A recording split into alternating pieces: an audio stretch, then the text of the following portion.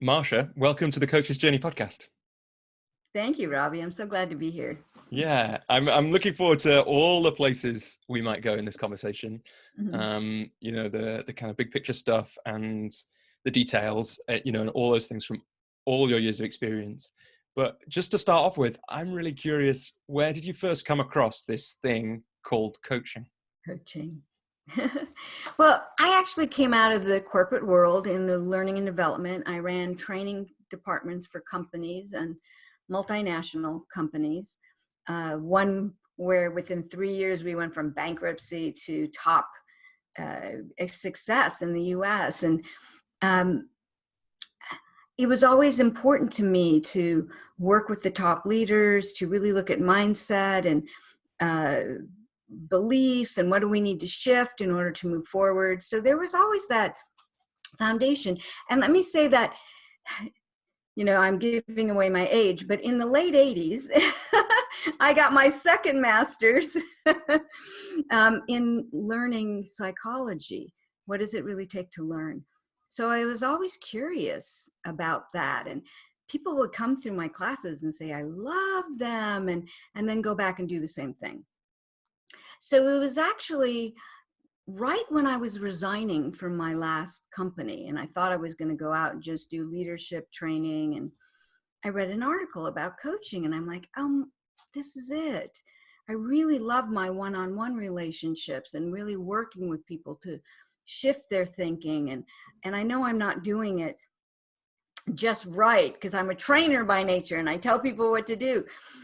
So I immediately signed up for a coaching school. This was 1995, and it happened to be the coaching school where the founders started the International Coach Federation. So the timing was perfect for me to get into coaching just as it was coming out in the world, and to be a part of creating an association that supported the growth of coaching in the world. So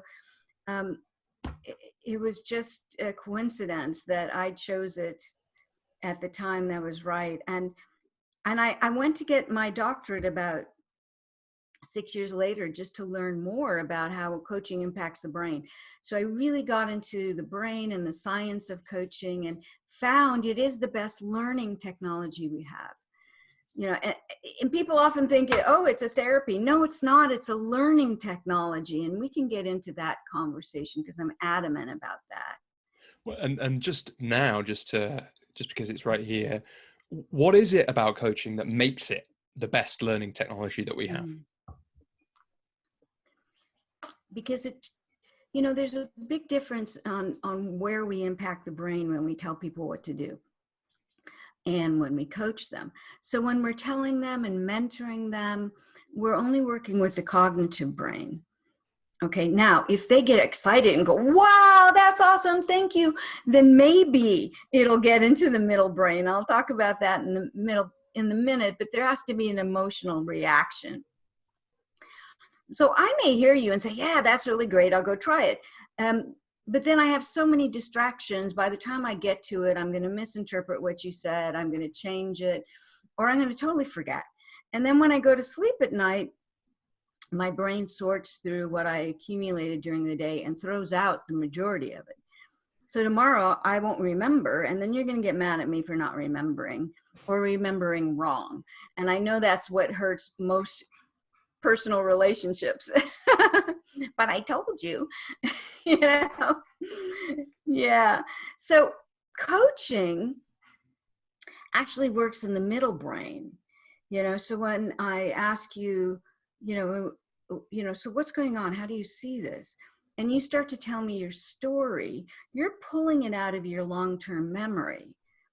All right. And then I'm just having you look at your story, and by using reflection, by saying, so you're telling me this, is that right? Which makes you then examine your story. And then I would ask a question. What is it that makes you see it in that one way? Is there any other possibilities? Are questions that we ask.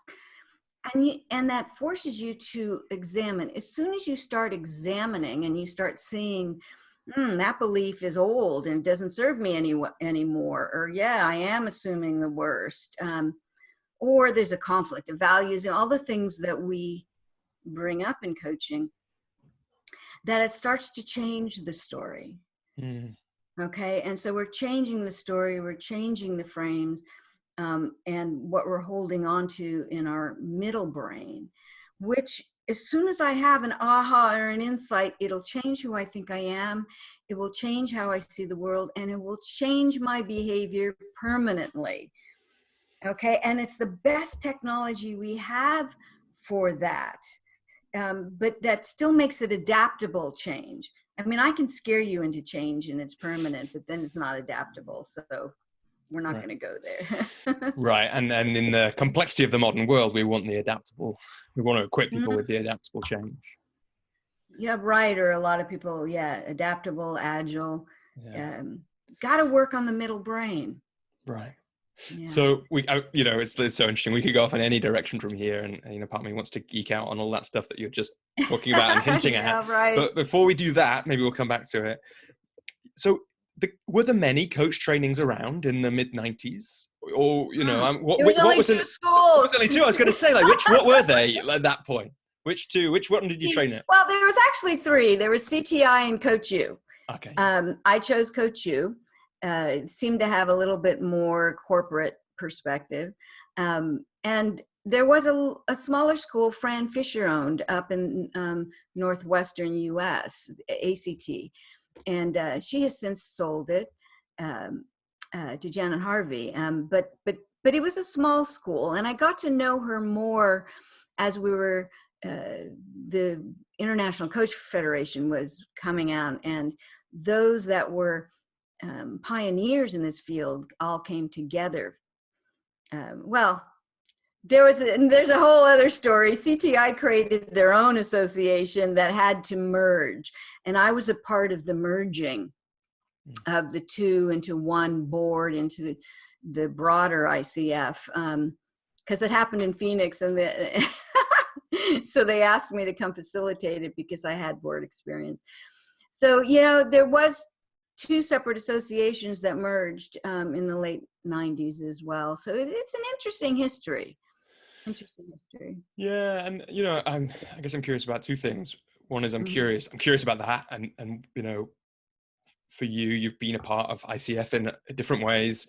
I think was in your bio, it's like one of the first MCCs, as well. It's like there's loads of, and clearly it's the importance of that body is there. I'm curious to kind of hear your perspectives on that. But I'm also curious I'm also curious what happened as you did the training and then came out of it with the new skills and how that led you into working with those skills. Yeah. Actually, the day I resigned, one of the senior VPs came to me and said, "Oh my God, who am I going to talk to now that you're leaving?" And I'm like, well, I don't know. You can't talk to me. But then he said the magic words. He says, "I'll pay you." Amazing. Like, oh, people are willing to pay me for this. What a great gift from that VP, right? Yeah, that was amazing. And he was like one of my first clients. And again, it was the whole synchronicity of timing. Companies were starting to ask me, "Oh, you do this coaching thing. Would you come teach coaching to our leaders?" So I found in the first couple of years, everything was focused on coaching.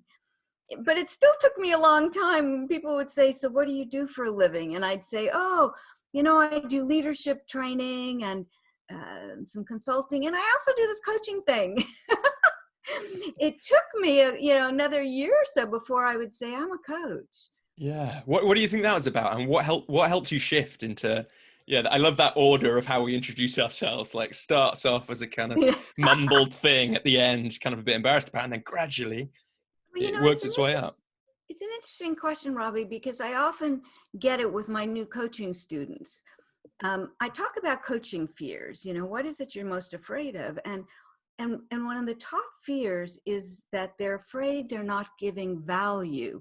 If all they're doing is reflecting and asking questions, it's like, what value am I if that's it? And there are some top leaders in this world, I will not name names, that say, no, we have to give them advice, because that's why they come to us. No, it's not.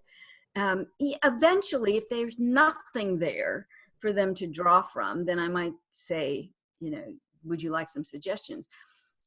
But most of our clients are really smart people. They kind of know what to do, but they're stuck knowing if it's the best thing, what direction, is this going to work?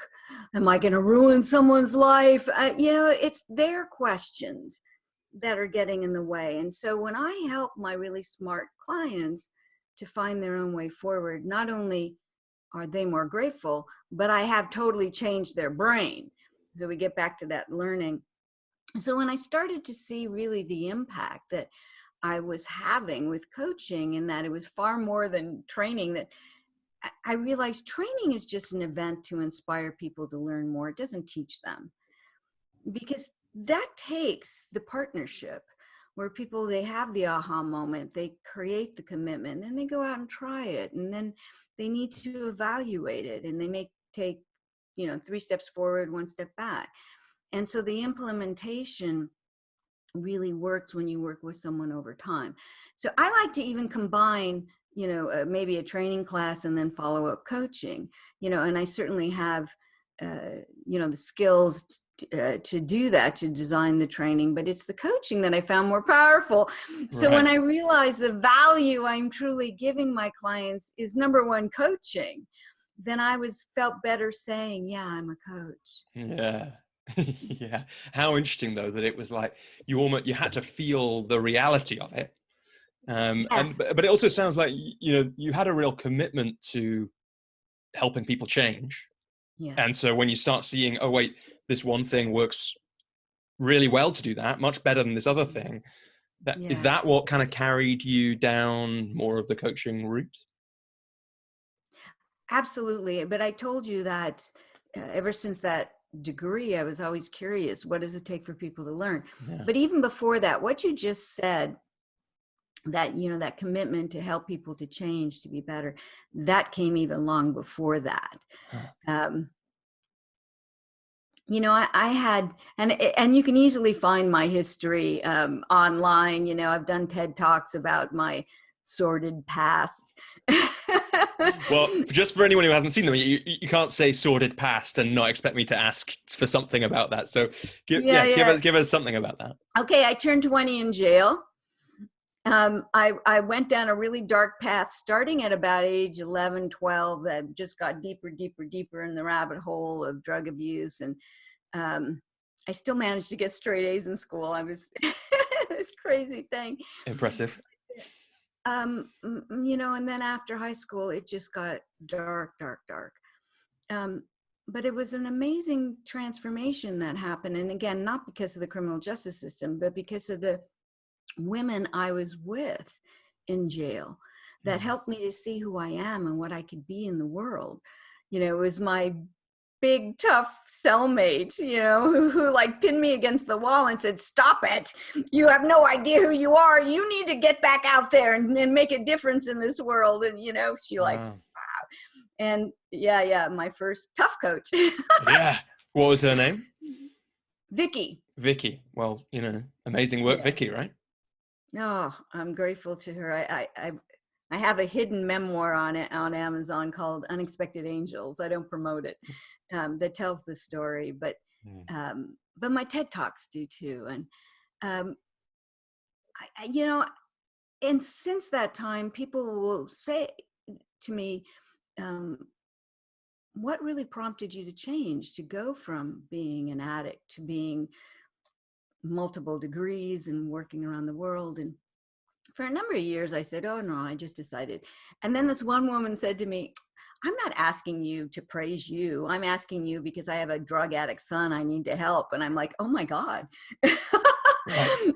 I need to define, what made the shift for me so I can help other people. And I'm grateful for being alive, for being out here every day, because I shouldn't be if it wasn't for those women and for Vicky.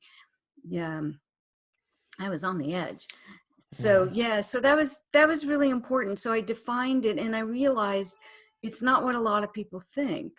It really was a shifting of who I think I am, and not as helpless and not a victim.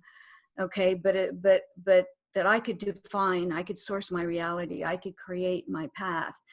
And I could use my anger to do that. Not even just my passion, but my anger. And it really launched me in a new trajectory. So I had this desire, but wasn't sure exactly what to do. And so the inquiry took a number of years until I finally found coaching. That's it. So I'm totally an evangelist for coaching.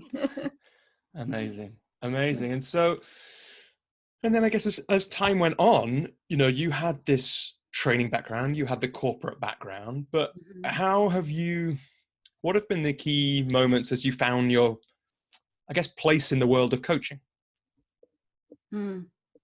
Well, again, you know, being that the timing, and I always, my father always said, if I'm going to join something, I'm going to become a leader, otherwise forget it. So it was always in my blood. If I'm going to join something, I'm going to be a leader.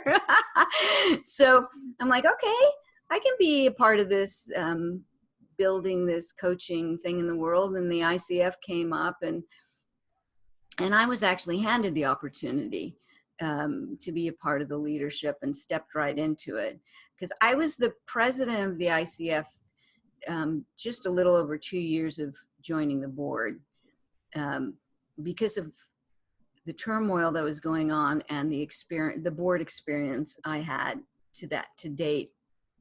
A lot of coaches don't have.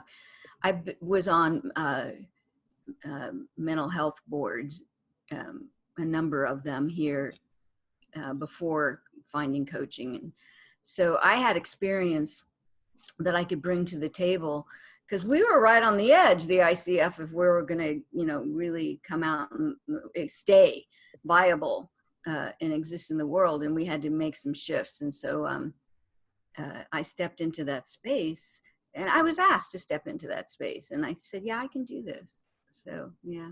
Yeah. And that, you know, you're noting the serendipity of the timing, but also there's a sense that you were someone that, like, with the kind of experience that they needed at that time. Yeah. And especially early in an organization's life, right? The people who are involved at that point, you know, I've had a much smaller scale than ICF in lots of ways, but the small organizations that I've been a part of, trustee for charities and that kind of thing, it's beautiful to be there, you know, quite at the start, and know that you've got that, you're playing that part in what comes after. Right. What, I guess, having seen that and seen ICF and the coaching industry as a whole evolve over the years, and we might get into, maybe now, maybe later, some of the just kind of strange things about the coaching industry and the struggles that many of us who, how do we say these things? It's like, you know, I think that you and I have been reading your book, which has just come out just this week as we're recording. Is that right? Yes, June 2nd. June 2nd. So it'll be obviously a little later by the time people are hearing this, but just been reading that. And one of the things I loved about reading it was I was like, phew, we agree. You know, it's like, it's one of those things. You know, I'm sure there are bits that, you know, I would phrase differently and all that kind of thing. But broadly speaking, it's just great to hear that sense. This is, okay, yeah, we agree on what coaching is. And also, you know, what makes it powerful. But not everyone does those things. So and it feels like ICF has an important role, and has probably played an important role, which I'm not even aware of, having been in coaching only 5 years, in holding that part of the industry. So I guess I'm just curious, this is a very long, and it's barely a question, is it? But it's like, to give you that, to say, you know, what is your perspective on the role that ICF has played on behalf of coaches over the last, 20 years or so? 25. 25, yeah. You know, some of the things we focused on early on were critical to having coaching have its own identity and its own profession. We knew that was important. You know, so what drove the being of the ICF, not just the growth, was the distinction of coaching, the definition of coaching, and the coaching competencies. You know, so we'd have our own certification because we're not licensed. And if we had not created those distinctions and defined coaching, it would have just gone, it's still muddled. Where people that are consultants call themselves coaches, but they're not really coaching. And a lot of people do that. Okay, so we knew that we had to really, sort out in the world what it is. And a lot of people disagree with what we call it. And that's just going to happen. But we still needed to say this is what we stand for. And because I know that the science supports it, and they know that, there's thousands of research articles on the research portal online. And that it is very distinct technology. It is not therapy. It is not problem solving. That's why the book title is Coach the Person, Not the Problem, because we're not just problem solving. And it comes out of learning theory, which is where I come from. There are some therapies that look like coaching, like cognitive behavioral therapies, looking at limiting beliefs. So there's overlap. So I'm not going to say there's not. But it did not come out of therapy. And I know that my doctorate is in psychology. I do know, and clinical psych. So I do know the difference. And so we really had to define that. But I have to say that, certification came out just right before I became president. So it slammed me. And we were in process of hiring our first professional association. And we were kind of stuck in the middle. So I was getting all the emails and phone calls. And so many of them were from these therapists saying, you should just give me certification because I have this degree. And I'm like, no, we can't do that. You have to prove you can coach. We have to define it, or we will not survive.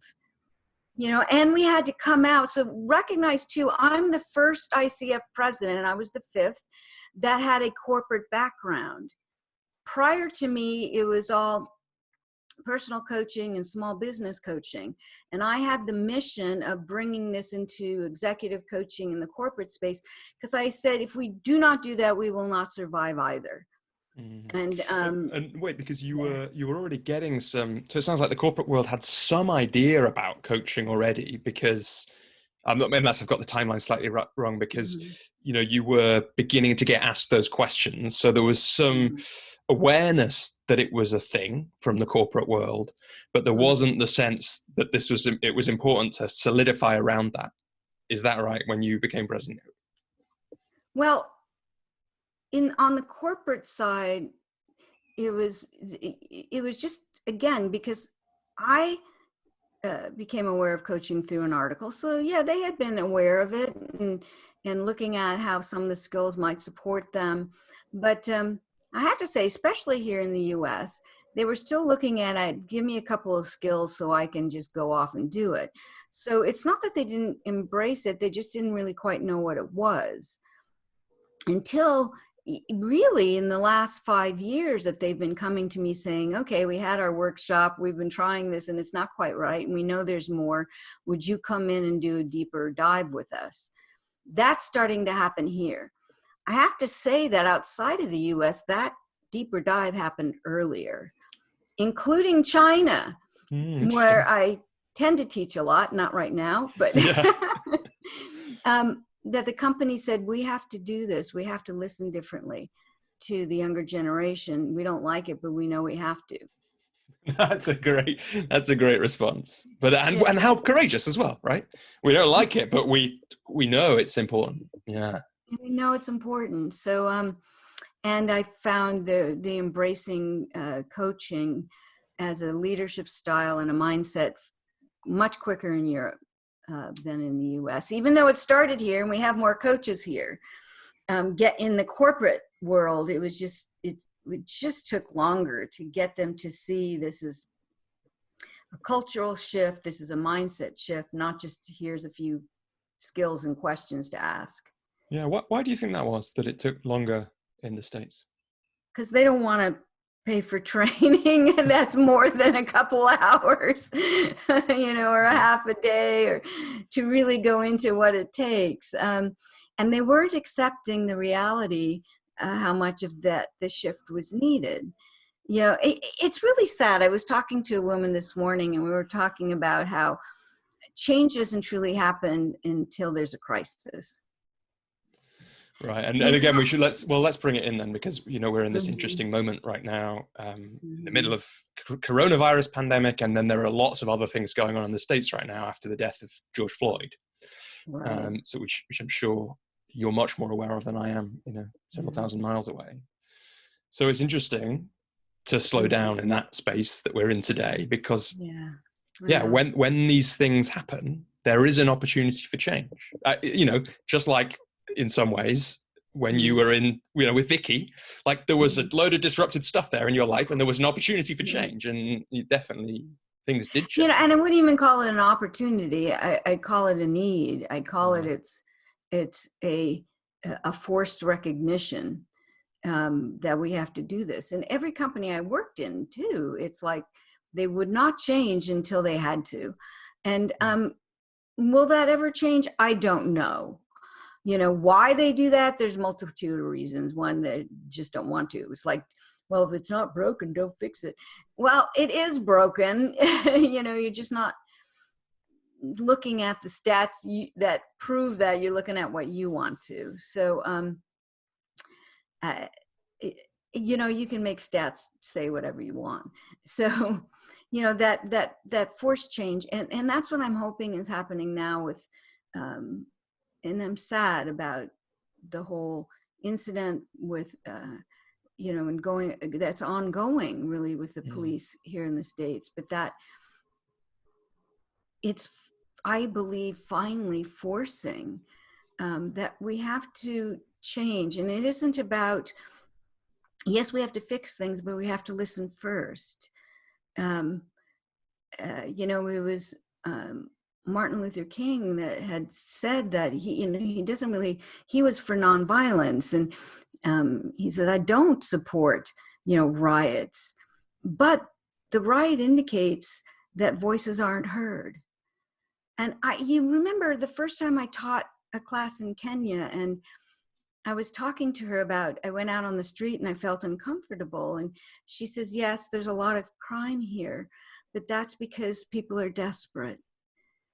And so when we look at, what other people will call is like unnecessary violence, but what needs to be heard? And why do people feel desperate they have to go to that length? Can we not be in that inquiry and try to understand that? And it was just this morning, I was listening to this video, and this guy was saying, we need to just shut up and listen. He said, white people, you need to shut up. I'm like, well, yeah. And, I learned, so ACTO, the Association of Coach Training Organizations, has been focused on cultural diversity and inclusion for a number of years in our coach training. And I learned from one of their sessions that, it's not about me trying to explain people my intention. Or no, I do understand. My grandparents were immigrants, bullshit. It's about getting that whatever I said hurt somebody, or set them off wrong. Can it help me understand? Let me listen to you, and let me accept that that's your truth. I need to start there, to quit thinking I know and to be curious, which is truly the foundation of coaching. So, using a coach approach to all of our conversations right now is so important to give up knowing and using compassionate curiosity, which is a big part of the book. We're not grilling people, that we're truly curious because we care, is so important. Yeah, absolutely. And it feels like, I think it's on a video on your website or the book's website or something. There's a kind of question which is like, why another book about coaching? And I think we're in the answer to that question in this moment. But I just wondered if you could maybe tell me a little bit about I guess you clearly believe in coaching. You've talked about it, believing it on the scientific level. You've talked about the kind of desire for change and the passion for change. And then you've talked about this, why now? Or an element of that some of the things that are bubbling up in society right now are about listening not happening in that way, or and more. What this you've written books before, but this one in particular, Coach the Person, Not the Problem. What called you to write that book?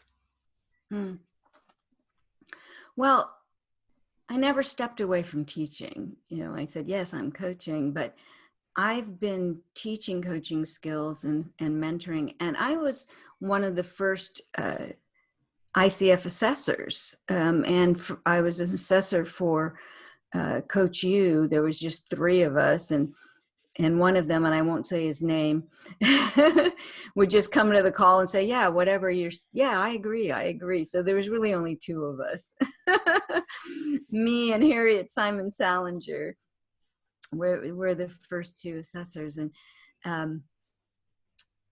so I've been watching coaches and listening to them and hearing where they get stuck for over 20 years now. And I'm on faculty for schools, not just in the US, but China, Russia. And I'm working with Julius Ordonez and bringing in a coaching program in August in the Philippines. And I'm just working on a new one in India. So I'm all over. So what I'm saying is global. It's not just here in the US. That coaches there's just some beliefs where they've gotten stuck in some ruts, and they're not fully coaching the person in front of us, and holding a coaching mindset and really being present and having the conversation, having their reflections, their questions come out of the conversation instead of a list of questions they memorized, or I have to follow this so I can pass my certification, and checklist coaching. And so these beliefs and their practices and their fears were really coming forward. And so one of the things I love is every time I do a coaching demo for WBEX, and I've got one coming up June 15th, people always say, you can do that? You can do that? And, I'm doing this big program on breakthrough coaching for WBEX in the fall. And that's going to be one of the big promo things. It's like, yes, you can do this. Because they'll say, but my school said you couldn't. And frankly, I'm not so sure their schools didn't say that. I think, people hear things in a way that, like I said, it's in their cognitive brain and they misinterpret it. Yeah, why do you think that is? Because I think that is true. Some of the, I really agree that quite often the things that people think they're not allowed to do in anything, but we're talking about coaching, aren't really things that anyone said you're not allowed to do. So what do you think's happening there? Let me give you an example. I used a lot of closed questions up front when I'm really clarifying, what is it you really want? Where are we going with this? I never get yes or no answers. It really is a clarifying technique, or I use a lot of distinctions. You say you're tired. Are you physically tired, or are you just sick of doing what you're doing? I'm really paring it down to where are we going in this conversation? But we teach that the open question is something we want to focus on because people don't do that well. They don't realize that even the ICF competencies say there's got to be a balance more of open questions and closed. They don't say no closed questions. Nobody ever said that. But what they hear is the focus on open questions, asking the what questions, the how questions, because it's harder to do. So I'm going to focus my teaching on open questions because it's harder and you don't do it as much. So what they then interpret, they've been taught in many of their classes, like, don't use closed questions. That's just been something that in mentoring and leadership, don't use closed questions. So they tie in their old inherited beliefs with what they're hearing in their training, and then they interpret it as, don't ask a closed question. And so then they hear me ask a bunch of them, and they go, you can do that? I'm like, absolutely. Let's look at what happened when I did. Now there's an art to the closed question as well, of really knowing what's the purpose of it. How is it going to help them? So, and it's not the why question, why'd you do that? It's truly helping people to go deeper into where are we going? What is it you really want to create instead of what you have, to have them to look at their stories. I use a lot of reflection, so you're telling me this is the way you see the situation. Is that right? So is that right is a closed question. Okay. But it doesn't get a closed answer. They'll say, yeah, I see what you mean. Yeah, that is, but there's a little bit more to it. Or no, somebody told me that. That's not my thinking. So my goal is to get them to examine their thinking, to take it out, to use their observer mind, to look at the stories they're living by and what's holding the stories together. And maybe we can pop the stories, which then changes their thinking and their behavior. That's what I'm doing. And so what I can do to do that will be some of these, what people think, our hard, fast rules, like coaching is just about asking questions. No. In fact, I had a conversation with Michael Bungay-Stanier, who, is his endorsements on the cover of my book, because his big bestseller, The Coaching Habit, was about the 7 questions. And I said, I just want to know that I love your book. And I don't feel that, we're in contrast. He says, absolutely not. He says, that book was written for leaders. You're writing for coaches. That book was written for leaders who are always telling people what to do. And I just wanted to get them into a questioning mode. That's it. Then when they see the power, then they'll read your book. Yeah, I was thinking about your book when I was reading it and thinking, like, who is this book? It's not for, but it's like, where would this book have the most impact? And it made me think of a couple of books that I read, early on. It's like after the training or the certification, and it's exactly that thing you said. It's like, you can do that. Just a reminder, just a like a centered on the core and the really valuable things in coaching. And that's clearly in the book in a bunch of different ways. It's like, reminding me of what's important, releasing me from some of those, becoming a victim of our training, or what we think our training said in some ways, isn't it? And and it's I love that you say that about coaching demos. I think it's a really underdone thing to share those coaching demos, just widely. And the value of watching and listening to other people coaching, especially people with a lot more experience than us, but even people with a lot less experience than us sometimes, because they're much closer to their training and bringing all that wonderful beginner's mind, is just a reminder, you can do that, can't you? And I had a beautiful, having been reading your book, I had a lovely coaching call last night. Well, I was just more in tune with that thing, that one of the things you say in the book, which is, just kind of listening for when, or, not necessarily with the ears, but with the whole body, for the moment where something's happening for the client. And then just checking with them. What's happening in this moment? What's there? What was that? And it's beautiful. Exactly. It's like lovely to watch the people slow right down. And it's not that I've never done that before, but it's why it's great to keep learning about coaching, because it just brings that stuff into your consciousness, and then you sit with a client and somehow pick that stuff up. Yeah. And not only is that so amazing, when you're just saying, wow, okay, you just got really quiet and looked away there. Well, what's happening right now? Just to share what you noticed and see what happens. Because again, we don't stop and examine our thinking on our own. We don't. The behavioral economist, Daniel Kahneman, Thinking Fast and Slow. We need what's called an external disruptor. And coaches are external disruptors. And this is even in the neuroscience. Michael Gazzaniga talks a lot about, we don't have free will on our own. Our brains take over, and the more emotions you have, the more it'll force you to do what you would logically not do if you thought about it. And so all we're doing is making people pause, and as John Dewey, who I talk a lot about in the book, says, we're just having people climb a tree in their mind, and then look down on their thinking in a way they can't do for themselves.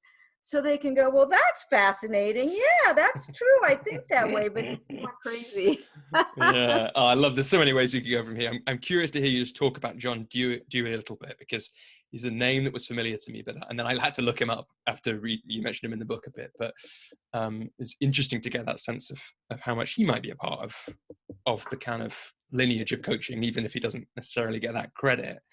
But I also just want to pull, because one of the sections of the book is 5 crazy beliefs, which includes that questions are needed, and only open questions. But I really like this one about reflective statements. People think that reflective statements are too confrontational, and when I read that heading, I was like, oh wow, that is true that people think that. And yet it made me think of an amazing coaching demo I saw before I even thought about doing training. Actually, I used to work at a leadership training organization, and one of the days or the afternoons that people who came on this course had was an intro to coaching skills. And this great trainer called Deb Barnard, who's a British woman, she did this amazing demo where she almost only reflected back what was happening to the person, and yet it was like reflecting back, just pulling out a few words, and it was almost the most gentle coaching I'd ever seen. Like the client didn't even really know that Deb was reflecting the words. It was so gentle. And so it's really interesting that people think it's something that it's not always gentle, right? Because it can be direct I was thinking of Byron Katie. When Byron Katie does it, exactly. Yeah. And her power is in her reflection. So she then might say, so, how do you know that's true? But it's in the reflection. This is what you just said. This is what you just said. Okay. Yeah. No, it's amazing. And I want to say that particular fear comes out of a lot of my work in Asia, where they're like, oh, I can't do that. And I was like, and there's an interesting belief. What makes you think that that's a bad thing to do? Yeah, we probably get it more in Britain actually than you do in the States as well, with our interminable politeness. Whereas the Americans and the Dutch, they're there giving direct, serious direct reflection. Well, there's a difference. I was listening this week to Gretchen Rubin, and she was talking about the different tendencies and expectations and the styles, and she mentioned the difference between straight talk and blunt talk. And I think I'm going to write a blog post this weekend actually on there's straight talk, there's blunt talk, and then there's real talk. And right now we're needing some real talk that is not just what I think about the situation, but about let's talk about what's out on the table, and let me listen first before I share that with you. And I'm always saying to people, well, wait a second, I'm not telling them anything out of my own brain. Like I even had a client just yesterday who got really irritated with me. He says, well, you're doing this right now, basically like telling what to do. And I said, okay, let's stop for a second. Here's what I just shared with you, because they were the words you shared with me. I was just checking in on you of what that meant, and he's like, oh, yeah, you're right. And I have to say, at the end of the conversation, he gave me such a great compliment about how this is so helping him get through his blocks and try in communicating to others and what he's trying to get across. But I have to challenge him, but I'm not challenging him out of my head. I'm using his words. So the significant piece of reflection is reflection. It's an active replay of what I hear you say and what I notice in terms of your expression. So I'm just sharing what you gave me, and I'm okay if you get angry. I'm okay. That was my last book, was The Discomfort Zone. It's okay. as a coach, you're not there to make them feel better. You're there to make them see better.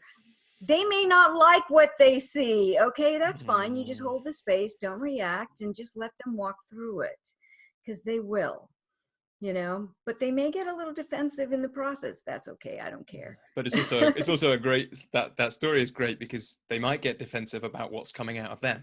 And the way to be sure that it's not your fault, right? Like as a coach, especially early on, the fear is, I made them angry. But if you're just giving them their words back, it's not you, right? It's just when they see that, which they may have never seen. And I love those ones where people say, I love that thing you said, or that thing you said really changed. And you're just like, no, you said it. You said they were literally your words. Exactly. And if we had a recording, it's like, don't give me credit. I'm just giving you what you said. Yeah.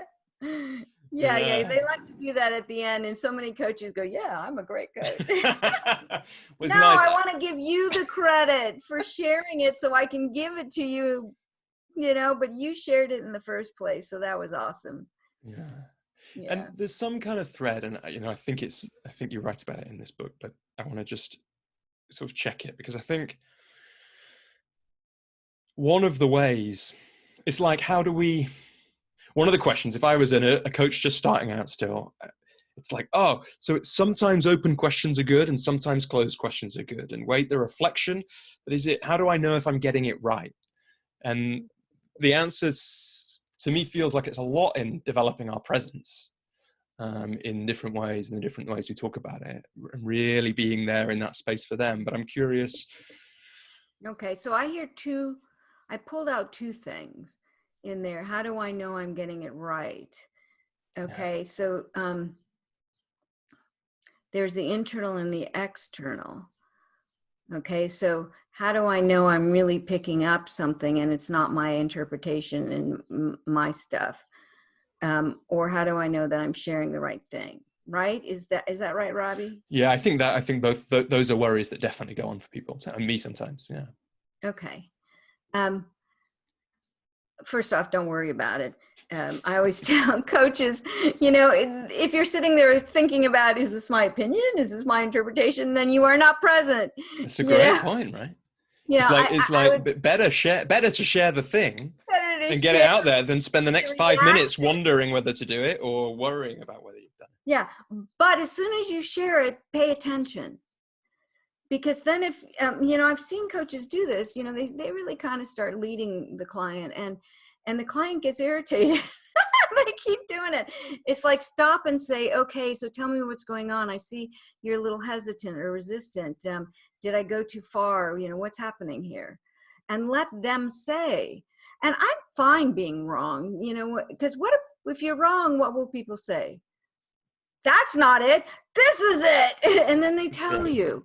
So don't worry about it. You'll get better at it as you go along, and taking yourself, and your own ego out of it. That'll happen as you practice. So just share, but really work on, what's interesting about when I put the book together, I have the 5 essential practices and the 3 mental habits. And I went back and forth. Do I put the mental habits first and then the practices, or the practices and then the habits? And I had long talks with my editor, and he says, I think people want to get into the practices right away. And then you get into, but they're not going to work if you don't do this. So the whole establishing your full body presence before you go into a conversation of, so I'm able to receive what you're giving me, not just hear it, but to fully receive it. We get better at that, which then it's not as likely. As soon as I receive it, I give it back to you without thinking. So it's really more of, I'm in the flow with you. And if I get triggered by what you say, I catch it. I release it, because I'm judgmental. We're all judgmental. I'll judge what you're saying. I love that bit in the book, talking about being judgy. It's great. It's like, I feel it right here in my solar plexus. It goes, eh. And it's like, oh, look, I'm being judgmental. Fascinating. Which allows me to let it go, so I can come back and just, share with you what's up, what you just gave me. And just, I know it's in the book, but for people who are listening, who are curious, how do you, when you've got a coaching session coming, how do you prepare yourself so that you can Yeah. have the full body presence? What's your practice or habit?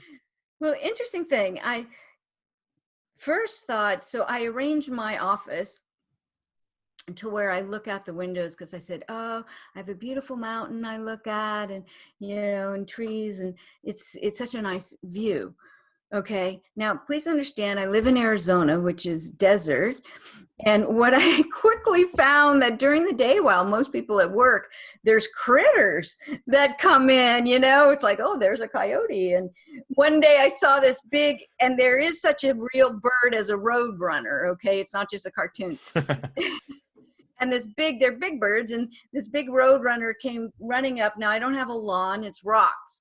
And he had a snake in his mouth, and he started bashing the snake on the rocks. And I'm trying to coach, and I'm like, excuse me, I have National Geographic going on in front of me. I love it. Marcia, that just makes me think, though, I'm a big fan of when something happens in the world during a coaching session, what if it's a message from the universe? And I'd love, like, what message from the universe is the roadrunner bashing the snake to you or your client? Like, it's got to be deep and complex.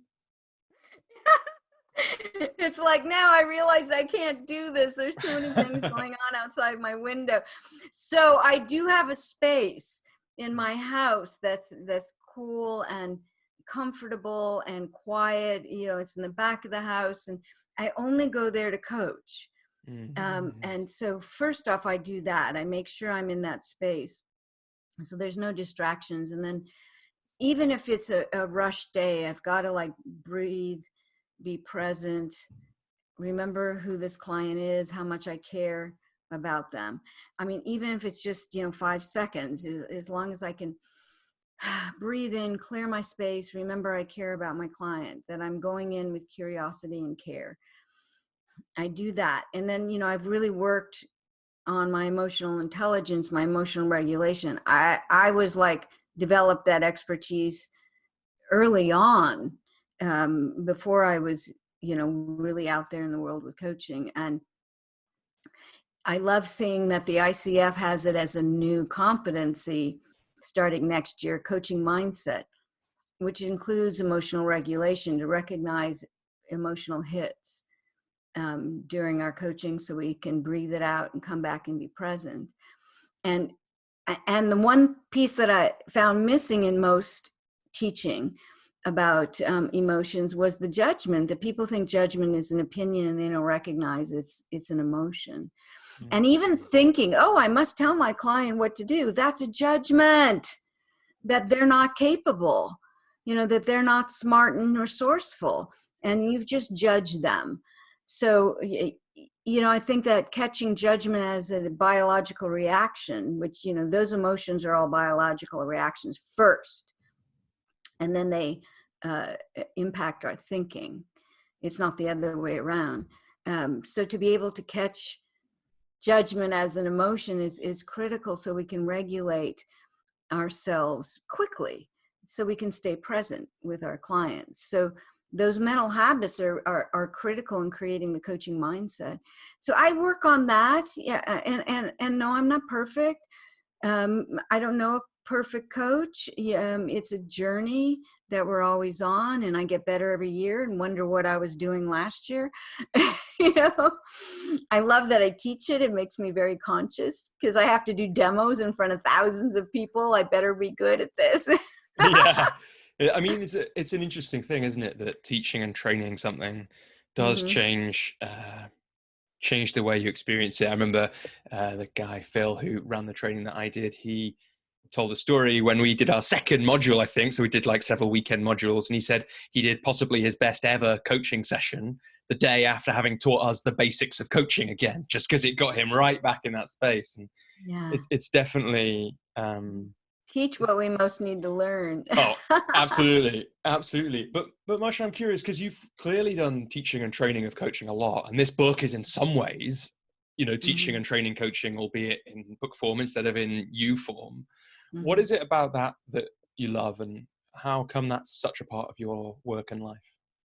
The teaching? Yeah, the training of coaches, the teaching of coaching. Well,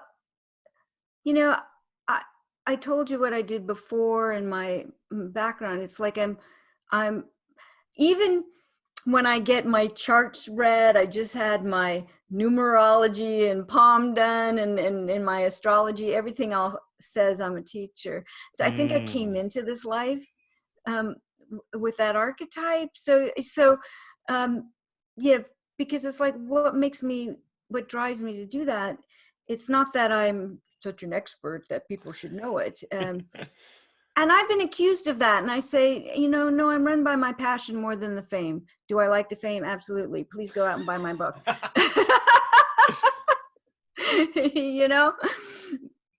But that's not the main driver. I have this great, one of my true values of life is to learn and to share, to take even technical things and translate them. So understand that 11 of my 16 years in corporations were for technical companies, primarily male engineers, that I was teaching them communication skills, a lot of translation. Right.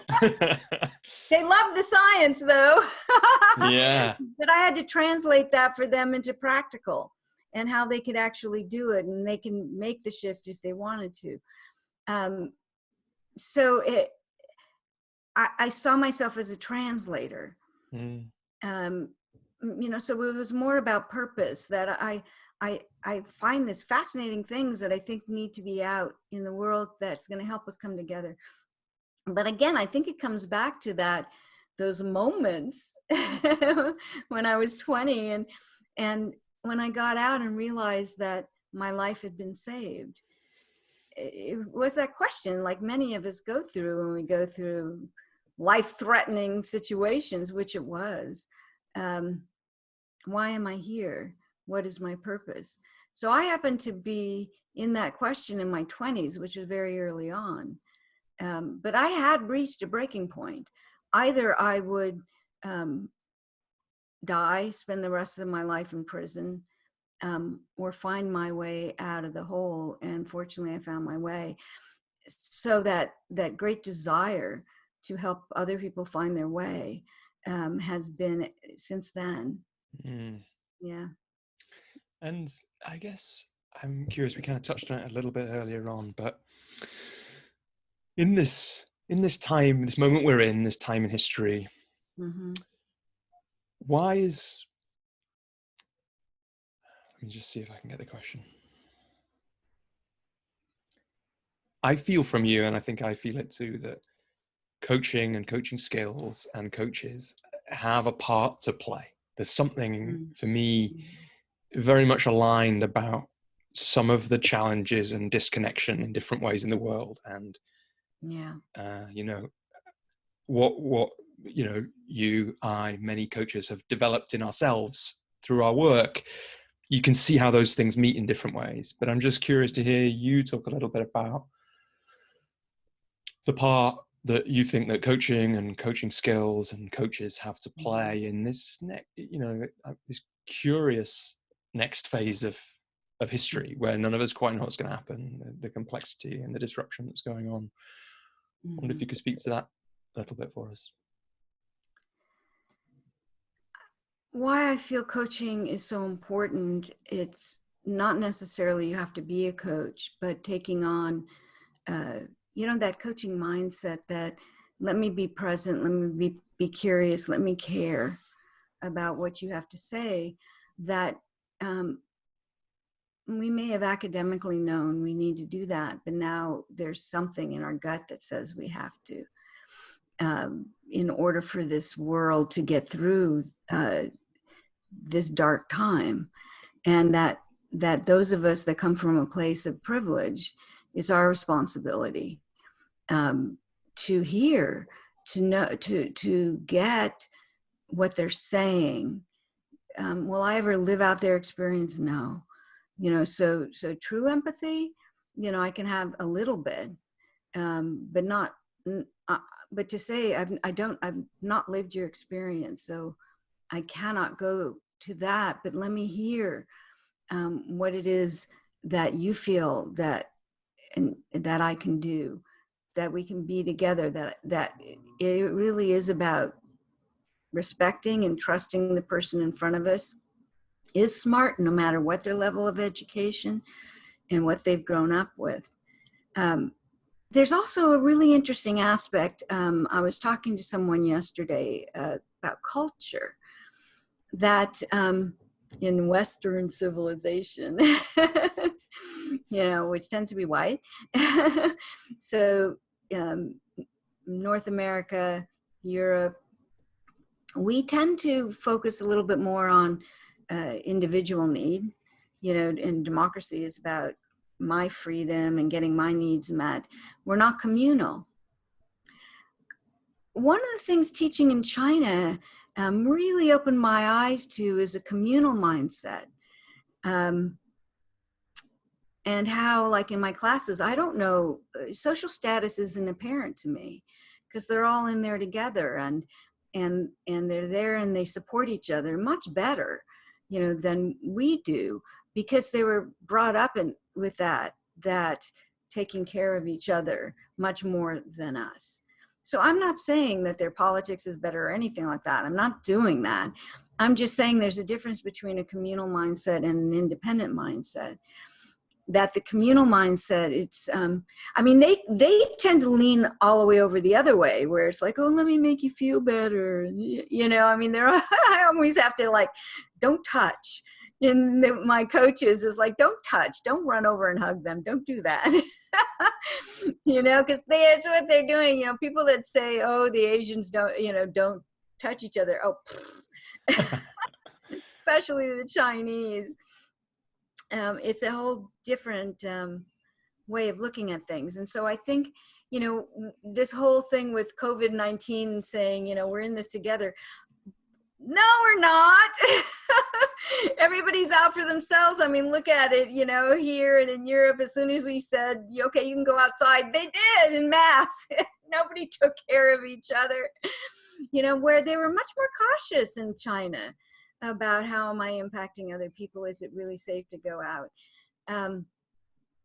So the idea that it's not just about me, that the only way that I'm going to have my opportunities and make this world a better place is a better place for all,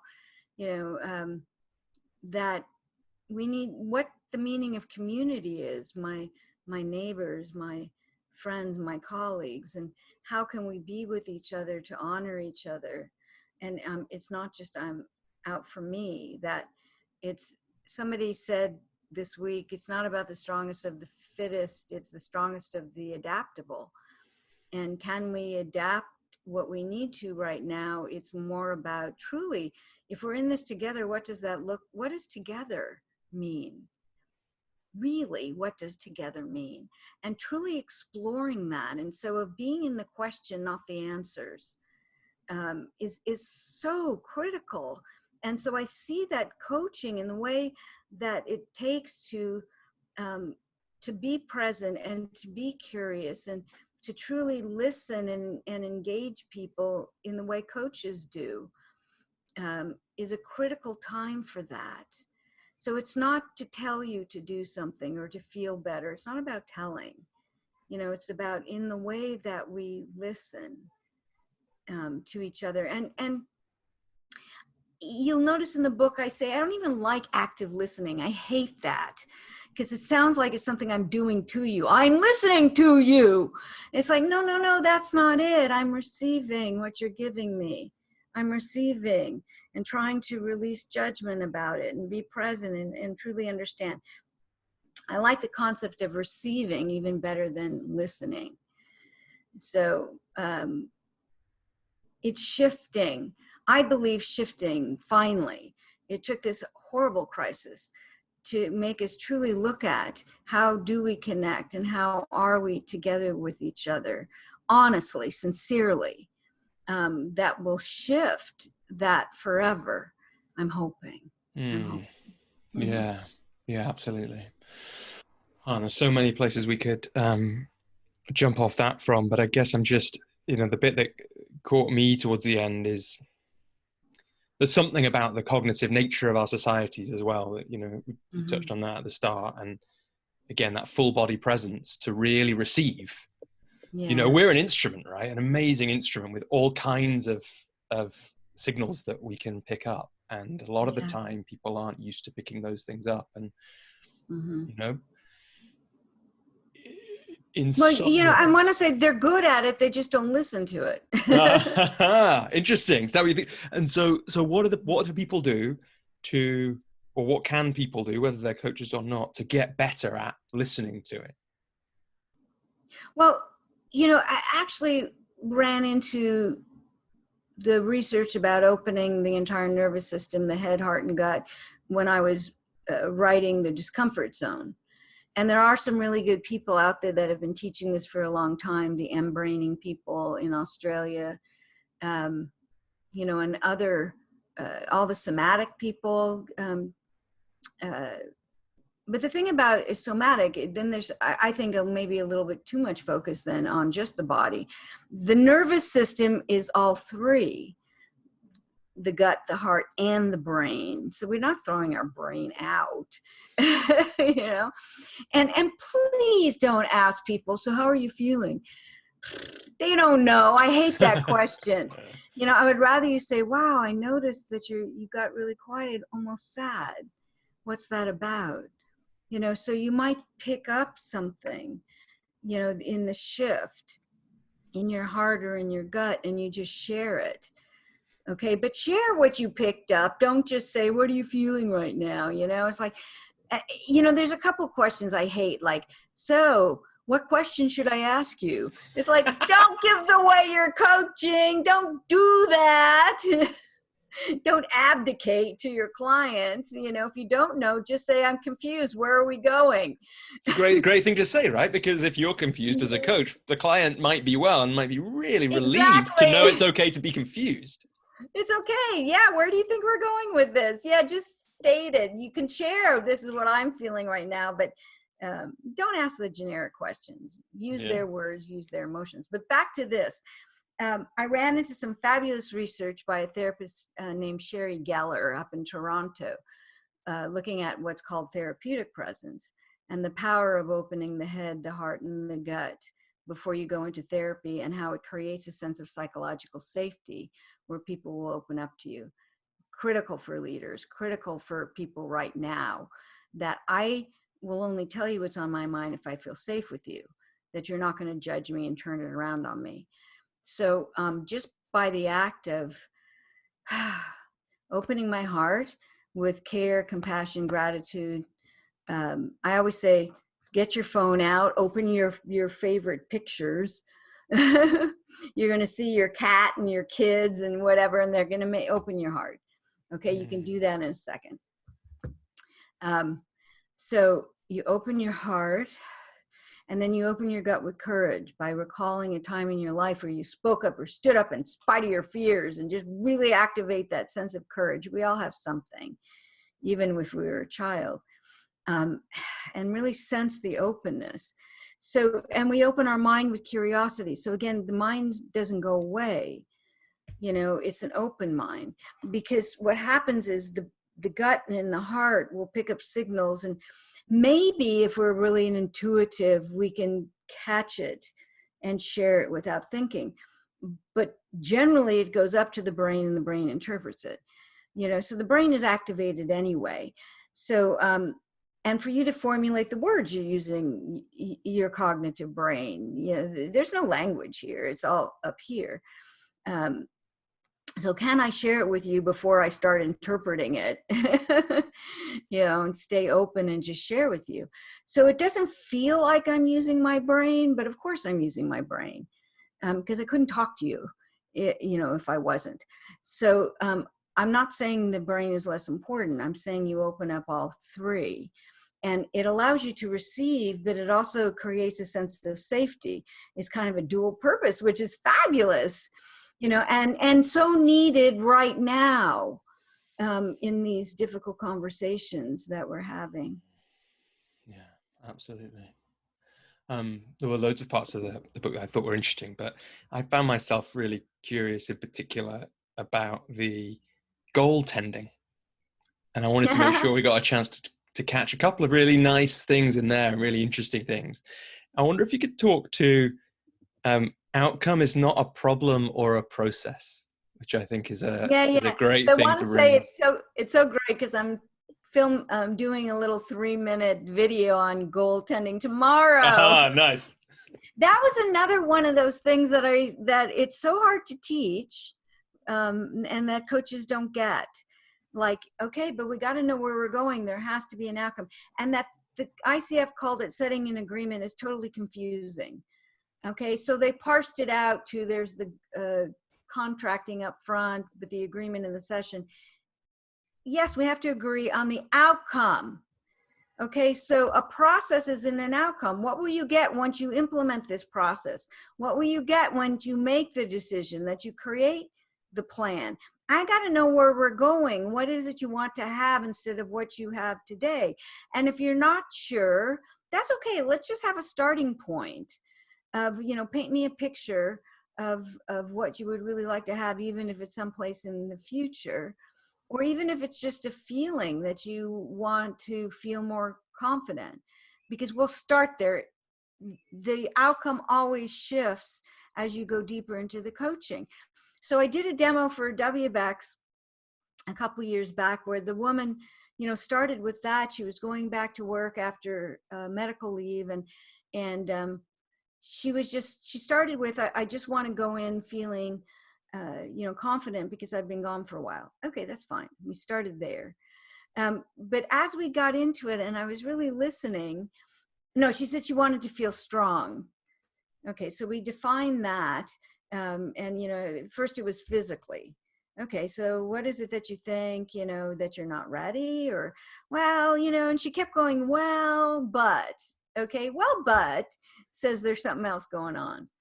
Okay, so let's explore that a little bit more. What is it really that's that's getting in your way of going in and just succeeding? Because often they will say, yeah, and I know I can do that. Okay, so if you know you can do it, what is it that's really getting in the way of you feeling good about doing it? We start exploring their beliefs, their assumptions, the things that are paralyzing them. We kept getting deeper. And I said, okay, so it sounds as if you're worried that as soon as somebody disagrees with you, that you're going to backtrack and that you're going to blame your illness on that. And she's like, yeah. There's my concern about credibility. And so we looked at that a little bit. And I kept saying, is that what you want to work on? And then we drilled down, and she finally said to me, it's this exactly right here. It's this craziness that I do to myself. I have all these worries that puts me into a tailspin. And I can come up with all the excuses in the world, but it's about my own what ifs brain swirling. I said, okay, is that what you want to work on? How to manage that? And afterwards, one of the observers said, I want to ask the client, when she did that to you, did it annoy you that she kept saying, is that what you want to work on? Is that truly it? Is that where we're going? And she says, yeah, it was extremely annoying. And it was exactly what I needed, because Right. I need to know. It's like in the engineering world, we always did a root cause analysis. Okay, I want to know really, really what's at the surface here that's causing this turmoil, and it's within your beliefs, your focus on your assumptions about the future, the predictions you're making. And, there could be a conflict of values between the work you're doing and what you have, or it could be a social need. I need credibility from people, or, I won't feel strong. We're going to explore those things. Again, that's not therapy. I'm just saying, this is what I heard. What do you think? Is this what you need? Do you need to do something to get that? It's about where you're at today and how you're going to move forward. And we're just examining your thinking. Okay, I'm a thinking partner. I'm not trying to fix you or heal you, or go into, when did you create this? When you were 3? I don't care. When this first started that you worried yourself to death. I don't care. Let's just look at how it's impacting you now, and do you believe you can change it? Yeah, and I really like that sense of the root cause. And just imagine, I mean, for that woman, I can really get it, right? In the demo, it's like, who else in her life ever would spend so much time with her trying to just understand, just What this, is it really? what's the actual thing here that matters? Right. And so getting to that outcome can be the breakthrough, can be the entire coaching session. For me, it often is, because the moment that she went, that's it. It's like, that was the breakthrough. Right. She knew exactly what she needed to do. And once you have the break, you go to actions then. Yeah, it's a bit like I think it's an Einstein quote, but it might be an apocryphal one about, if I had an hour to solve a problem to save my life, I'd spend 55 minutes making sure I had the right question, and then 5 minutes trying to answer it. Something like that. I can't remember if I've got it quite right, or if it's actually Einstein, but it's the same kind of thing sometimes. Once that is actually clear to someone, and in that case, you've got through all their kind of thinking to the actual truth. If you don't have that, you're going to end up chasing your clients. And that's what I hear coaches do. They go around in circles around the problem, and they chase their clients. And the clients might appreciate having a safe space to talk, which is fine. That's a great value. I've had executives that's all they needed because they didn't feel safe anywhere else. But what's happening is all you're doing is giving them, they'll go, oh yeah, and they talk it through and they process it, and then they choose an action. But it's a surface, and the problem's not likely to go away. Like in why you do a root cause analysis, you solve the surface problems, it shows up somewhere else. And they probably won't even commit to doing it. So they'll say, yeah, I know it is that I need to do. And then the next session they say, oh, I didn't have the time. So we didn't really get there. You didn't change their thinking, right? And how they see that. You didn't break through the frames. And so it's okay to be a sounding board, but not all the time. You're not really coaching them. And there was a particular bit in that section I liked as well, or I wanted to ask you about, which is, there's a question of what to do when the client says they want a plan. And there was some really nice stuff around that. Would you mind sharing that? That's always, it's like, okay, so could this person plan without you? I always say, if they could do it without you, then, don't coach them on that. So,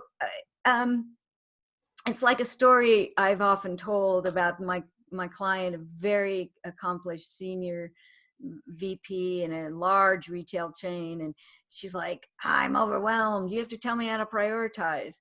And I could have, and we could have talked about what's important, what's the criteria, blah, blah, blah. But I said to her, oh, that's fascinating. You're the senior VP of human resources for one of the largest companies in the US. Prior to that, you were extremely successful corporate attorney. That's how you got this job. I know you went to a really tough law school. Somewhere along the line, I figured you had to know how to prioritize. What's stopping you now? And she's like, oh, I've lost my vision. I don't know why I'm here. Right. There's the outcome, right? Yeah, that's different. So you see, again, the person in front of you, what's stopping them from going off and doing the plan on their own? That's what I want to know.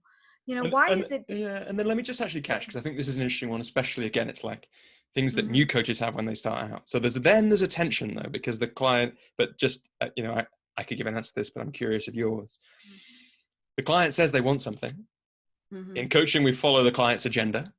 And yet what they really want, or what you might be saying, or people might think you're saying, is, yeah, but actually there's something more important than what the client says they want, which is what they really want, or something like that. But yeah, could you speak to that tension? Or it may not be a tension, and I may be just describing it strangely.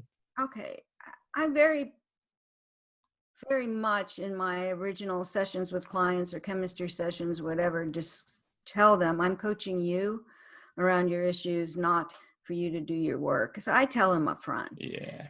So that I set the expectation. But again, remember, you're coaching the person, not the issue. So it's like, okay, so we could go through some of your pros and cons on your plan.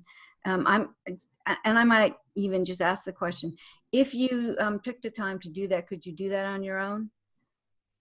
So can I just ask you, what stopped you? Is it timing? Is there something that you need to talk through in order to do the plan? I want to be of value to you. And I feel you could do this on your own. So what do you think about that? So I still am giving them the option. That client example I gave you, she'd been my client for a long time, and I knew, and she was fine. And, my executives like me to be in their face anyway. So, again, it's the expectation of our relationship. So remember, a plan or decision leads them to something else. I want to know, what is it you will have once you create the plan? I just want to know where we're going with that. You can't even create the plan anyway if you don't know what the outcome is, because, then, you don't have an anchor for it. So it'd be really great to know what the plan's going to give you. And I was listening to I do a lot of mentoring. I was listening to a recording where the woman said, I do want to really look at, before I decide to leave this job, what's the good and the bad? I want to do a pros and cons list and whatever. And the coach, said, well, okay, we'll start there. And they did. And then the client kept interrupting and saying, yeah, and I really hate this. I really hate this. And, and finally the coach said, you obviously have opinions about this, and it sounds like you know what you want to do. I'm just wondering if this pros and cons list is helping. And she says, oh God, no, I can go do this on my own. But this got me to thinking that what I really want is to leave this place, and I'm afraid to say it. Right. Yeah. Okay. It shifted the coaching. So she kind of let the client start with that, and that's okay. Like I said, where they start is most of the time not where it ends up. So, okay, so let's just look at that for just a little bit, especially if you say, okay, so what are you going to have when you get this decision? And they're saying, well, I don't know yet. I need to do this first. Okay, so let's just start there. And it's okay for them not to know exactly up front. Once you get into the conversation, it will emerge. Because they do know, they're just afraid to look at it. I have found most people that say, I have a decision to make, they've already made the decision. They're afraid to take action. Yeah, that's a powerful thing. Another thing is like written down just under where I wrote that bit on my notes was exactly that piece. What a powerful insight, which I'm just going to reflect it back in case anyone listening missed it, which is people say they need help making a decision. Almost always they've already made the decision. What they need is their help being brave enough to take it. Good. Yeah. And you could hear it when they describe the options. It's like, well, I really want to do this, blah, blah, blah, blah, blah. But, they're paying me a lot of money, and I have a family, and there's no energy there. And oftentimes when they say they have to make a decision, they've gone to an either or. It's either this or that. Sometimes I might even start with, so it sounds like you've got the extremes. I'm just wondering if there's middle ground that you haven't really looked at. Oftentimes they haven't done that. It's either I do it or I don't. It's like, really? Is there for you a place that this is a journey and not a decision? Yeah. And I think in a way, just to catch it, I think that's another place where support from a coach, it's like creating the fitness for what we need in the modern complex world with all its challenges, right? Is for people to be able to see the difference between the one extreme at one end and the one extreme at the other. And there's actually plenty in between. Marcia, I want to get to, before we finish in the not too distant future, I want to get to a little bit about how your work looks now and other than the book, what's coming up for you. But before that, I asked for some prompts. I always do for guests, and you gave a great one, which I can ask. Might have asked anyway, but when I saw it, I was like, "That's so good." And it's a selfish one for me because I'm working on a couple of books at the moment, and I have a regular thoughts of why the hell am I doing this? And the prompt that you gave me was, what value do you get from writing books when the process is long and the profits are little? And so I wanted to ask you that question, purely selfishly. Well, for me, to start off with, I've always seen myself, I said I'm a teacher, but I've always been a writer too. I won a poetry contest in the second grade. Congratulations. Yeah. And so I always had dreams of being a published author. When my publisher signed me, I cried, Yeah, so. amazing. And I always tell people, if you don't like writing, don't write a book. Please don't write a book if you don't like to write. Honestly. Or actually, my first book, I recorded a workshop I taught and had it transcribed. And then I started from there because I just didn't know how to start. And that was a good way to get something out there. That book I wanted out there because I knew, as I was teaching and speaking, and we haven't talked about that, but I also have taken a lot of improv acting and really, really honed my public speaking so I could speak to thousands and do keynotes and all of that. I've worked it. And that started because my dad would put me on tables and have me sing songs to people. Now I don't sing. And that's a whole other story why I don't do that. But I like the attention. So to be a speaker and to be out there, they always say you have to have a book. Well, I found that having a small book, a self-published small book, is a good brochure. I would give it to people, and they would read it and want to hire me to be their coach or bring me in to teach a class. So it was a marketing tool, really, the first one, and that I wanted to get these things down, because people always say, well, do you have a book? Do you have an audio? That was before they were saying, do you have video? But then Wonder Woman, my next book, was really my doctoral dissertation. So that was like, wow, I met my publisher and they wanted to publish it. That's cool. How many people get their dissertation published? So that was different. But then Discomfort Zone and Coach the Person came out of, I'm seeing a need in this world that I love, my community of coaches. And I'm mentoring and teaching, and they're screwing up in a lot of similar ways. And I want to address this. And I think I can do this and get it out there by writing, that I can't just do one-on-one. And that the book, it's will increase my visibility. So I have more conversations like this. We may not be talking if I hadn't published Coach the Person. So the book helps, and then my speaking helps give credibility to the book. The book lasts longer than a moment with me, and so there's great value to that.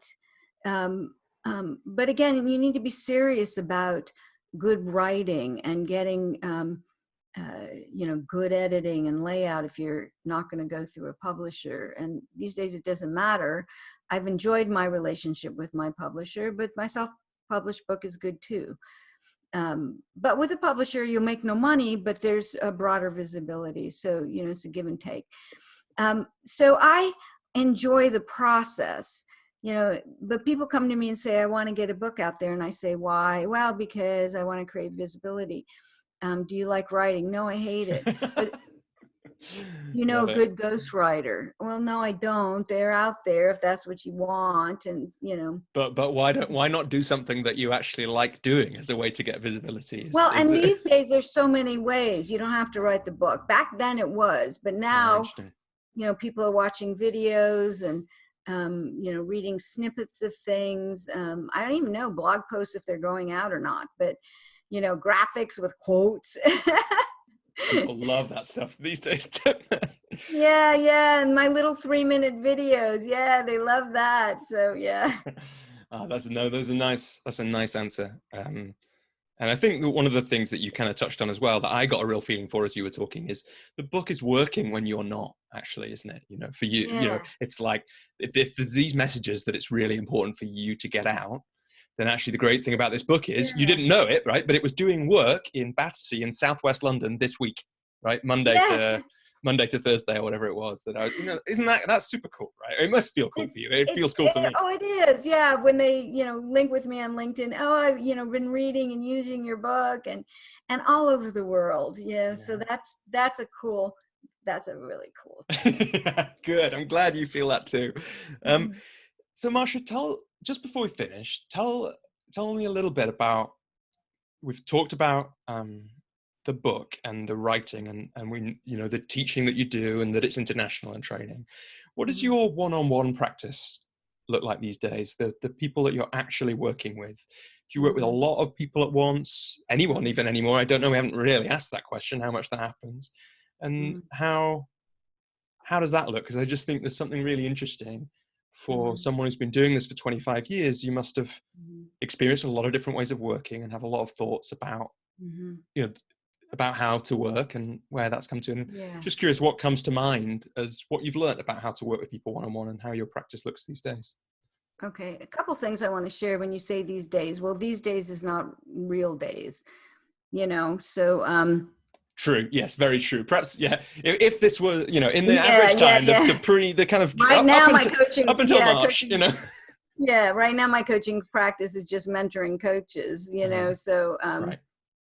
And that's useful. Just to say, that's useful to hear as well, because, you know, no one really knows what a lot of the time what's going on for people in the middle of this time. My practice has slowed down quite a bit too. Yeah, and because I do mostly leadership, corporate, and it's corporate contracting, you know, that's just stopped for right now. So so that's kind of not real. But there has been a journey. I started primarily with one-on-one clients and did, you know, both personal and corporate. I morphed into what I enjoyed the most was the leadership corporate coaching and not personal coaching. And also my fee structure went higher and it worked, you know, for more the leadership corporate. And I will work with consulting firms that work with coaches and I'll do some of that, but I don't have a lot of coaches. I would say maximum 5 because I travel too much. Okay. For a little while, I tried the team coaching, but 2 things. One, it didn't work for me because of the consistency of my travel. And 2, I didn't like it. You know, I don't like coaching teams. So, you know, it's a big thing now and it's, you know, a income or whatever, but you know, you got to decide if you like it or not. And it's a lot of work and a lot of frustration. And if you're good at it, it works. And there's people that are, and it's not my thing. That's all.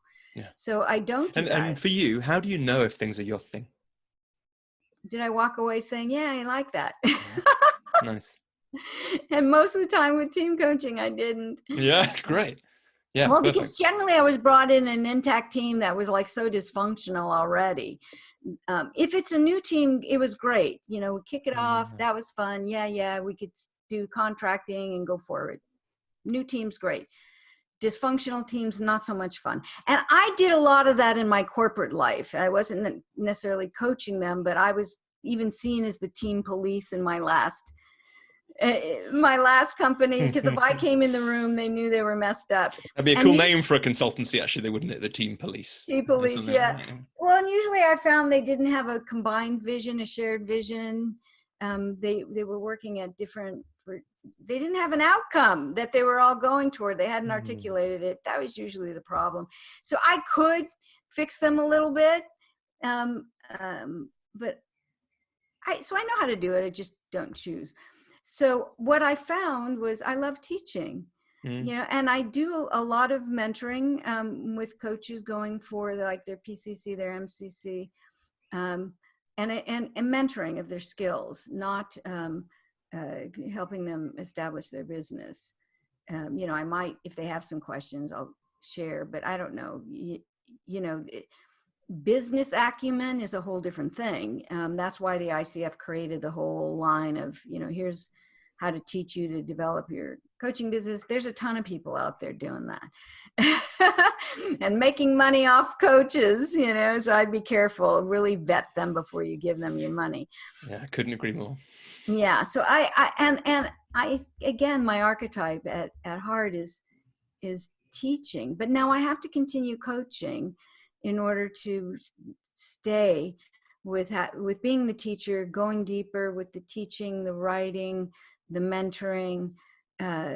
So I can't just go do that. You know, they always the professor who doesn't have any idea. There's some integrity gap, isn't there, if you don't? And it's a bit like if you're a coach that only coaches other coaches, the same thing Yeah, is kind yeah, of true. It's like no. something just not quite real about that. Like, Exactly. So no, I wouldn't do that. So I always have, I say no more than 5 max. yeah. When things are rolling, that are not coaches, that are actually leaders. But so no, it's not a huge amount. And I charge a lot of money for that now. So I don't need, like even 3 is fine with me. And we do the chemistry session and we both can tell if I'm the right coach for them. A lot of times they're still looking for somebody to tell them what to do, and a mentor or whatever. And it's just, I will refer, but please, anyone listening to this, please don't email me and ask me to refer to you. Because that's what happens. I have the people I refer to already, so until I get to be #1 coaching guru in the world and everybody and their brother comes to me. Wait, you're pretty close to that, aren't you? Number 5. I was 3, but my goal. No. Who's overtaken you? Yeah, yes, Lisa. Yeah. No, there needs to be a woman way up there. It also sounds, Marcia, like, you were saying a bit earlier on with the, I'm not here to help you, plan out your pros and cons. That in those conversations, you're really clear about that stuff. And that's, I'm sure, one of the ways that, you find out pretty quickly if you're the right person for those people, and if not. And you sound, the way you talk about it, like you're just very grounded in who you are as a coach. In my initial coach training, one of our first classes, they said, define your ideal client. Well, I did, but back then you didn't really know who that was, because frankly, it's a merging of who I want to coach, but what's the world calling me to do? Where's my sweet spot in coaching? And so that refining of my ideal client has happened over the years. So, but you should have that picture. This is who I work best with, and know that even in any good coaching relationship, it could, after even a short time, that it's like, this recently happened to me, to where we really clicked at the beginning. We did some really good coaching, and then she went away on some journey, and came back and canceled the coaching, never telling me why. And I think I know in our last session, there were some things that I would change when I look back on that I got, maybe too friendly with her, and didn't, or maybe I pushed her too much, but whatever. Something happened, and because she didn't tell me, then I'm just speculating, which was really sad. I was hoping she would at least tell the stakeholder, but they all said, no, she just decided she wanted a different coach. And so in truth, I think she wanted someone to tell her. We went through some things, and she got to the point where it's like, no, I now need someone to tell me what to do. And honestly, she often said her husband told her that. You need someone to be more direct with you, this is how you should deal with this or that. And so it just happens. It just happens. And it's great. Thanks for sharing that, because I know that people listening in, I'm really glad that my the person who's done a lot of I've done a lot of mentoring with, she's mentored me, I should say. I've had a couple in different ways, a bit like that, and it's quite affecting, especially the first time it happens, where someone just disappears, almost off the face of the earth, and it's like, how do I hold this? And I think what you just said, it's tricky, and without the actual information, guessing is not really is not really worth it. Yeah. On the flip side, I did a chemistry session with this new leader, technical mind, and he really wanted to be successful in his new senior position, and I did it through a consulting firm, and a big company here, big Fortune 100. And they came back to me, the consulting firm, and said, we got feedback for you of why he chose the other guy and not you. We thought you would like this so you can adapt for the next time. the feedback was, she was like so great in listening to me and hearing me and asking me questions to make me think. But the other guy came in with tools and, here, use this, do that. And so that was so much more proactive. I chose him. And, and I had to say, I said to the consulting firm, I said, actually, you gave me a compliment, not tough feedback. And I'm wondering how you educated your client on what coaching is, what your definition of coaching is, because maybe you and I don't see it the same way, and I neglected to ask them that in the first place. They had read all my stuff and I thought they knew what type of coach I was. I assumed, and I think they just saw me as a big visible coach and didn't really look into that. So I realized that my setting the expectations around coaching has to be with the stakeholders, not just the client. Yeah, how interesting. But I think that that even in itself is a tension, isn't it? People, sometimes clients, desperately think they want tools and structures and all that kind of thing, when what they and maybe that person chose perfectly for them in this moment, or maybe they will still be facing the same things because no one's interrupted their thinking in the way that coaching does. Maybe they needed both. It's not that I never give tools and no, of course, suggestions, but I start with coaching and determine what it is they really need, and if there's nothing. So if this guy really, really, really never had any experience, but I would even step back and say, did you ever have a leader in your life that you liked, or a teacher? What'd you like about that? Would you like to integrate some of that into you? I would still explore it first before I started throwing things at them. But if that's what he wanted mentoring, and it wasn't explained. Yeah.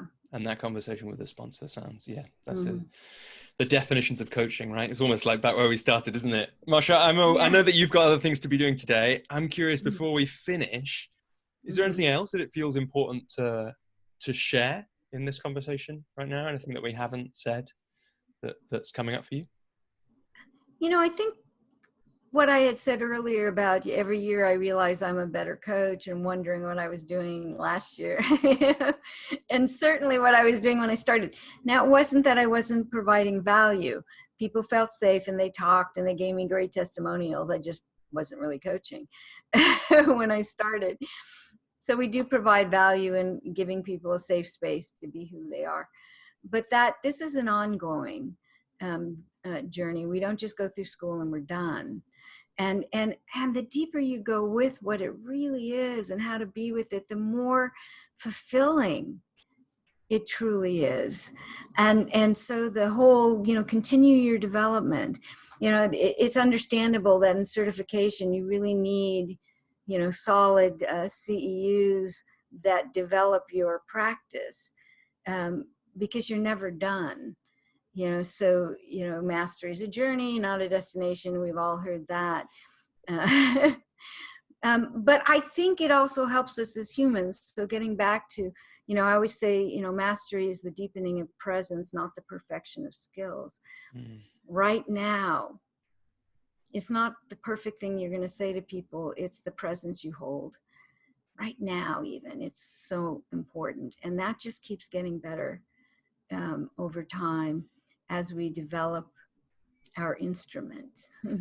Absolutely. Beautiful place there to bring the conversation to a close. I'll put a link into the book and to all the other bits and pieces we've touched on. So many great little references and things. And we didn't talk about John Dewey. Next time we'll have to have another conversation just about him another time.